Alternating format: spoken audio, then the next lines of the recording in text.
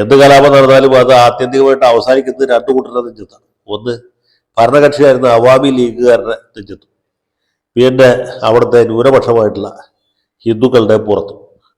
അപ്പോൾ ഒരു കൂട്ടരുടെ നെഞ്ചത്തും ഒരു കൂട്ടരുടെ പുറത്തുമായിട്ട് ഈ കലാപം നടന്നുകൊണ്ടിരിക്കുക. അപ്പോൾ ഈ കഴിഞ്ഞ ദിവസവും ഇത് ആളിക്കത്തിയിരിക്കുന്നത് കാരണം ഇന്ത്യയെ വെട്ടിമുറിക്കും. ബീഹാറും പശ്ചിമ ബംഗാളും ആസാമും മേഘാലയയും ത്രിപുരയും എല്ലാം കൂടി ചേർന്ന ഒരു വിശാല ബംഗ്ലാദേശ് രൂപീകരിക്കും എന്ന് പ്രഖ്യാപിച്ചിരുന്ന ഒരു യുവ രാഷ്ട്രീയക്കാരൻ. അയാൾ അവിടുത്തെ ഏതാണ്ട് പോപ്പുലർ ഫ്രണ്ട് പോലെയുള്ള ഏതോ സംഘടനയുടെ നേതാവായിരുന്നു.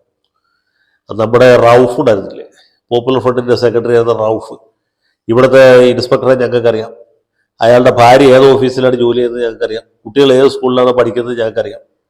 അയാൾ ഏത് വഴിക്കാണ് വീട്ടിൽ പോകുന്നത് ഞങ്ങൾക്കറിയാം എന്നൊക്കെ ഭീഷണമായ പ്രസംഗങ്ങൾ നടത്തിയിരുന്ന റൌഫിനെ ഇടക്കാലത്ത് പോലീസ് പിടിച്ചുകൊണ്ട് വരുന്നു. NIA കൊണ്ടുപോയതാണ്. പിന്നെ ജാമ്യത്തിൽ ഇറങ്ങിയെന്നാണ് കേൾക്കുന്നത്. റൌഫ് ഇപ്പോഴും ജീവനോടെ ഉണ്ടാവും, സന്തോഷമായിട്ട് കഴിയുന്നുണ്ടാവും എന്നുള്ള പ്രതീക്ഷയിലാണ് ഇത് പറയുന്നത്.